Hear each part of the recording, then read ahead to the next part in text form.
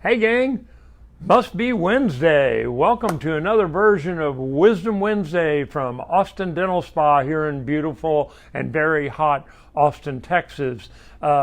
If you know from tuning in to previous Wisdom Wednesdays, we do a little scientific portion and then we do a health tip at the end. And we have a theme every month. This month's theme has been until this is our last week of July, and the theme has been Seize the Day, because we wanted people to get out there, enjoy themselves, and enjoy the world starting to open back up. Well, now with this Delta variant going on, depending on what you believe, it's definitely being proven to be more contagious.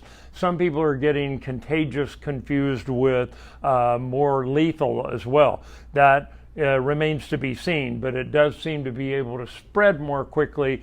There's all kinds of theories as to why that's happening, whether it's because people are unvaccinated or because the vaccinated people are able to carry a higher load of the virus and that's spreading it. That's the newest theory that's running around the internet. And you can believe everything you read on the internet. And so we don't know what's really going on, but you do have to be a little more careful out there again now. So it made me think about this time last year and what I was preaching over and over again of ways to try to boost your immune system and make yourself more or less vulnerable to not only this virus, but any kind of virus going on out there. There's a thing called oral systemic connection that I've beat to death on Wisdom Wednesdays in the past. It's all over our website. Dentists are pretty familiar with this. Oral is the mouth, systemic is the rest of the body. And so oral systemic connection refers to the connection between those two different entities. And we've known since the early 50s that bacteria in the mouth will get into the bloodstream and tend to travel through the bloodstream and can cause all kinds of problems, from low birth weight babies to early term pregnancies. If you're a male, you don't have to worry so much about that. To strokes and heart attacks, heart disease. We are now starting to find out that heart disease has a lot to do with the sticky stuff in your arteries, same bacteria in your mouth that are causing the sticky stuff that leads to plaque on the outsides of your teeth. So decreasing the amount of those bacteria in your bloodstream is a good thing in general. It's good for your immune system and it's good for your entire body.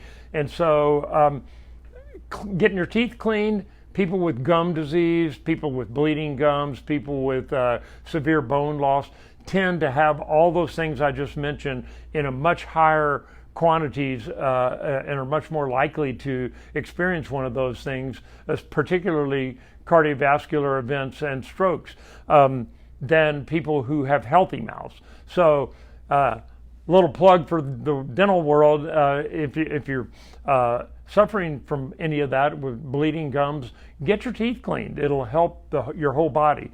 Another thing that I pounded home through the early part of the pandemic was vitamin supplements, particularly vitamin C and D.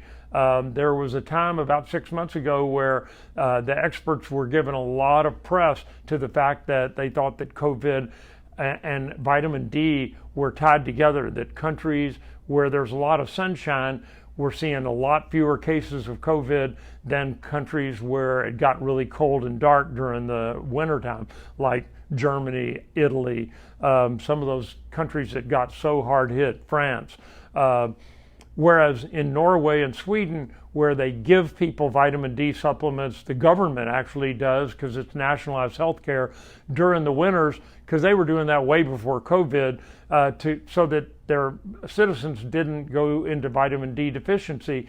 And they also had lower COVID numbers per capita than a lot of the other cold countries. So there is some kind of cause and effect there between vitamin D and COVID. So supplementing with vitamin D, it doesn't take much. You can buy the stuff at the grocery store for less than $20. taking 1 tablet a day and supplementing with vitamin C also is a good thing.